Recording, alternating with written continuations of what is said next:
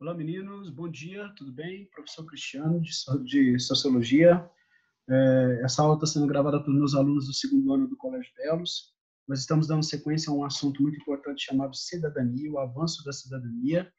E, ao iniciar essa aula, nós falamos um pouco sobre a origem da cidadania, que perpassa ali das sociedades greco-romanas, né, com a democracia ateniense. Falamos também da formação social e política em Roma, o surgimento do chamado tribunos da plebe, que foi importantíssimo naquele momento pela luta e pela busca em unidades de reforma, né, no quesito reforma agrária na sociedade romana naquele momento, e que nós vamos fazer um breve passeio apenas para recapitular e para dar mais ênfase à nossa aula de hoje cedo, certo? Então, nós temos aqui o conceito de cidadania, que são características cujas quais engloba tanto direitos civis, né, quanto direitos políticos, quanto direitos sociais. Porém, quando a gente fala do direito social, a gente está falando de Thomas Marshall, né, que é um sociólogo britânico que vai organizar uma ideia complementar ao quesito ser cidadão de uma forma mais completa. Ser cidadão em toda a sua extensividade significa você ter direitos não apenas civis e políticos, mas você ter direitos sociais também. Quando a gente fala do surgimento desse conceito de cidadania, obviamente a gente tem que falar, né, como já disse anteriormente, das sociedades greco-romanas, mas quando a gente fala da adoção do quesito direito social também como um elemento complementar, né, ao cidadão, a gente está falando já das características já do século XIX para cá, né? Então, veja bem, olha só o que significa ser cidadão. Ser cidadão é ter a garantia de todos os direitos civis, políticos e sociais. Essa questão dos direitos sociais, ele é recente, né? O que significa direitos sociais? Essa que é a ideia, né? Mas antes de tudo, a gente tem que entender primeiro o que são direitos civis e o que são direitos políticos, né? Então, obviamente, a somatória dessas três características de direitos individuais, que se configuram não apenas como direitos, mas como deveres, é que vai configurar a plena cidadania. Ser cidadão é ter a garantia de todos os direitos civis, políticos e sociais que asseguram a possibilidade de uma vida plena. É um processo de organização, participação e intervenção social de indivíduos ou de grupos sociais, certo? No decurso da história, existem interrelações entre a evolução da cidadania e os direitos humanos. Como assim?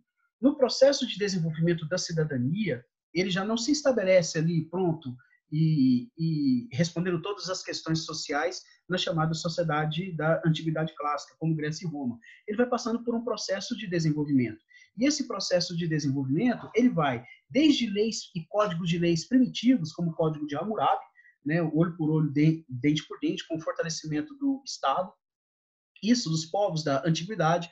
Depois nós temos leis mais elaboradas, né, que traz realmente um conceito de cidadania, mas antes de tudo é uma cidadania, mas é uma cidadania seletiva, né, porque mesmo na sociedade ateniense, para você ter participação política, você tinha que ser grego, né, você tinha que ser maior, você tinha que ser alfabetizado, enfim, escravos não poderiam ter direitos políticos, muito menos civis.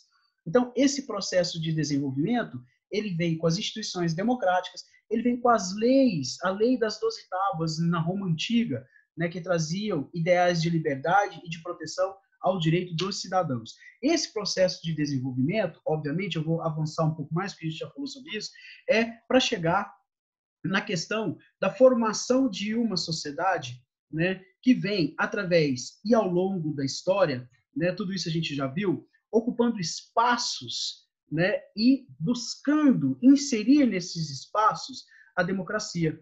Então, quando a gente fala de sociedade e de direitos humanos, de cidadania, a gente tem que falar das chamadas revoluções burguesas. A gente fala da Revolução Puritana e da Revolução Gloriosa, que sacramentou ali a criação de uma Constituição e adotou de uma vez por todas, né, solidificou de uma vez por todas a monarquia parlamentar na Inglaterra. E o que significa essa monarquia parlamentar?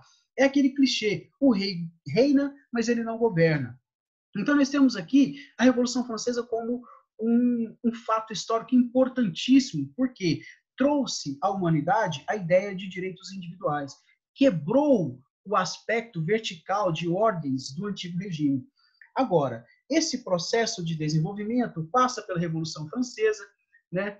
passa pela construção dos direitos individuais, né, a questão dos direitos humanos pós-Segunda Guerra Mundial, certo? A cada dia que passa, a cada ano que passa, especificando os direitos do ser humano dentro de uma sociedade. Resumindo todos os direitos e deveres em uma palavra chamada cidadania. E essa cidadania, essas leis, elas se fragmentam, né, através de conceitos tidos como conceitos importantes para se compor a cidadania.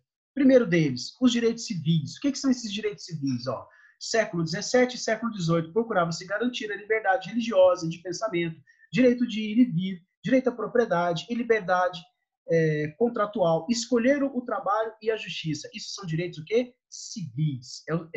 O direito e o dever que você tem civilmente. Direitos políticos, né, que é participar da política como através do voto, através das eleições, ou se candidatar a cargos políticos. E também no aspecto fiscalização, uma democracia participativa. Olha só, a partir do século XVIII e efetivando-se século XX, formação do Estado democrático, representativo e envolve os direitos eleitorais e participação, e participar e reivindicar dos movimentos sociais. Então, esses aqui são direitos o quê? Políticos. Esses direitos sociais são aqueles que vão ser reivindicados pela primeira vez pelos operários. Nasce do movimento operário. Tá? No século XX, as pessoas passaram a ter direito à educação básica, assistência à saúde, programas de lazer, acesso ao sistema judiciário. Então, o que significa os direitos sociais? Significam direitos básicos ao indivíduo: a educação, a saúde, moradia, lazer e segurança.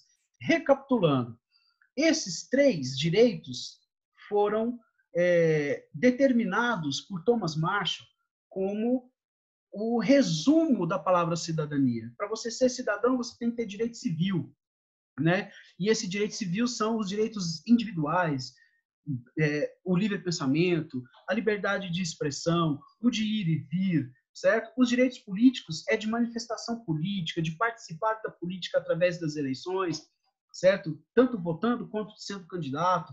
Os direitos sociais são aqueles conquistados pelo operariado, que já é o direito à educação, saúde, moradia, lazer, segurança, que são aspectos da cidadania, ok? Obrigado, meninos, e tenham um bom dia.